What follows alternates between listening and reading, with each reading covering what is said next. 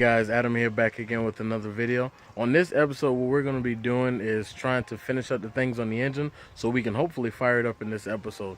In the last video you saw was the Holley Street Demon carburetor unboxing. So in this one here, we're going to try and get it fired up.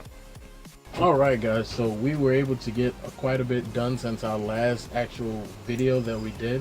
As you see, we've got the fan on, we've got our accessories in the belt finally put on there and secure. So right now, really what's left for us to do is to do some vacuum lines, do a little bit of routing of that, finish with the fueling. The fuel lines are coming from out of the fuel rail, but they actually need to go to the fuel pump, and from the pump to the carburetor, little stuff like that.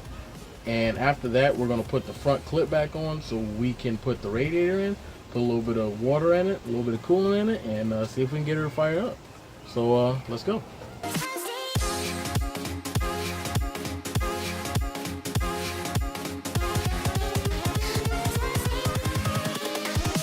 Here we go.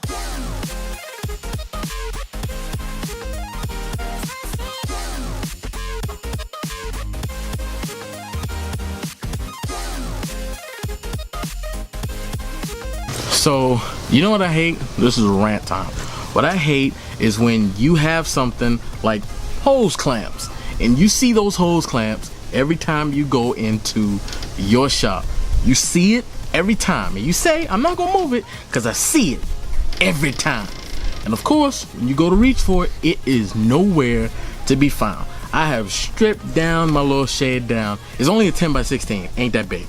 Ain't that many places it can hide. Well, apparently I lied on that one. Apparently it's somewhere I can't even find them. So what I'm gonna do in the meantime is go ahead and put the radiator supporter in, put the radiator in, and may have to run to the parts store and pick it up another day, but that is completely annoying.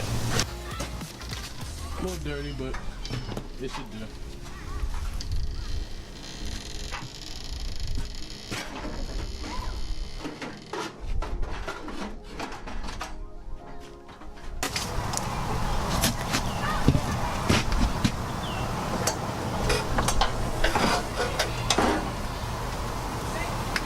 So the radiator support isn't bolted down yet. I just want to get it in just to hold the radiator basically while we try and see if we can get it to go. So while it's in, I might as well go ahead and put these transmission lines and go ahead and bolt them up to the radiator as well. Alright, so now I'm going to go ahead and tighten up this last radiator hose. Alright guys, so we are finally back. Unfortunately, it's not the very next day, it's a couple days later. Rain was just atrocious for the past couple days, and it rained hard. And in between rain showers, I tried to run out here and do a little bit, but as you see, I don't have nothing to cover up everything, so I'm just kind of out here in the elements. But in the meantime, I did a couple things. I went on ahead and secured this whole front end, which is not right. I still kind of need to shift it over a tad bit because the hood won't fully close. But we also got the battery charged, so I got it on the charger still, so when we crank it over, we'll have enough juice. I got a new flexible radiator. It was like 20 bucks from O'Reilly's or whatever. Got a bunch of vacuum lines plugged, a few going to the carburetor. Got the air cleaner on. The distributor is wired with power. So right now it's do or die. And I'll be honest with you, I'm like nervous. I don't know about you guys. You know, drop a comment below how you guys feel when you first fire up your engine. Because it don't matter how many engines I build, and I can double check and triple check and OCD everything, I am like extremely nervous right now. I'm like almost nauseous. So we're gonna try and hit the key, see what she does, and hopefully something good will happen, right?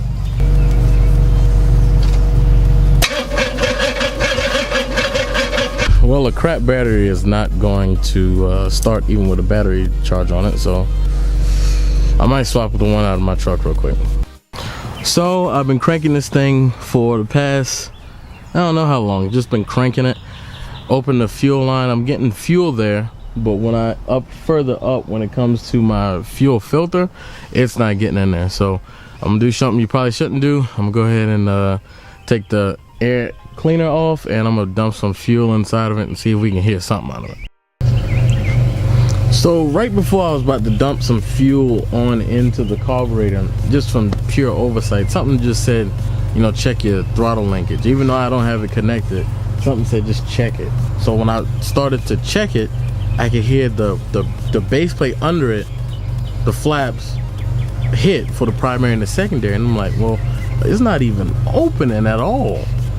So I went on ahead and pulled the carburetor off of the intake manifold, and sure enough, I can't even get the carburetor open up. So I just looked and I saw that AutoZone had an adapter plate, which is about a 1/2 inch tall. Don't really need an adapter plate, but it's basically, I'm gonna use it as a spacer, so that once I put the spacer under the carburetor and between the carburetor and the intake manifold, then those flaps can completely open for the primaries, and we can get air and fuel and all that other good stuff. In the meantime, also, I'm gonna get some more gas so I can pour some gas directly in that carburetor so we can try and get it going. So to the parts store we go.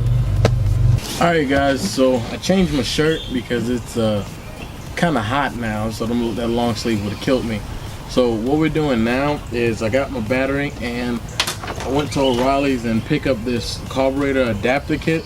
We're gonna set these on there, get everything going, and we'll drop some fuel down in there, and hopefully she'll fire on up for us.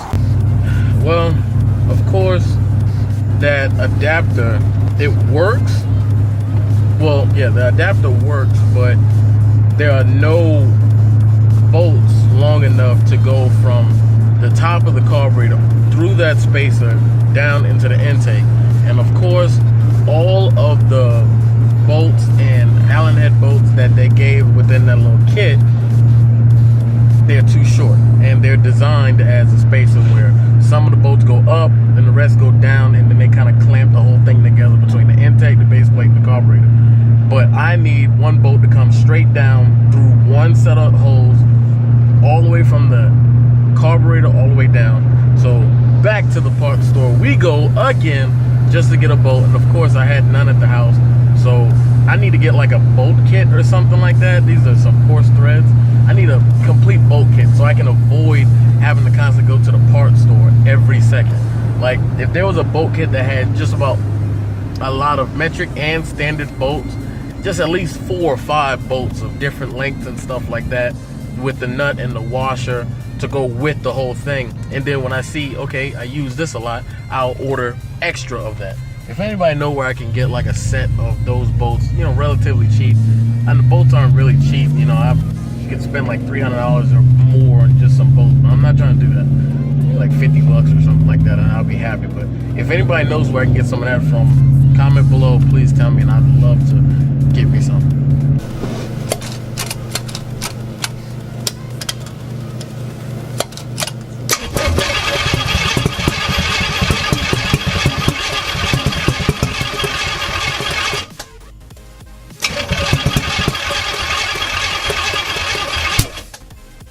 That could be the sign. If it's backfiring out the carburetor, it could be 180 out.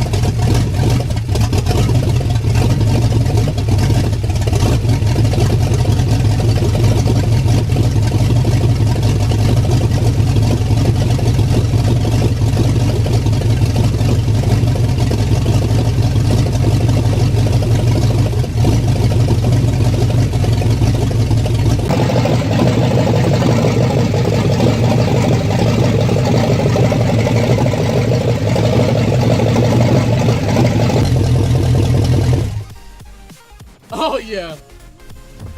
You know what time it is. Yes! Free at last. You guys just saw it. I just heard it. You heard it. It finally lives. Oh my God.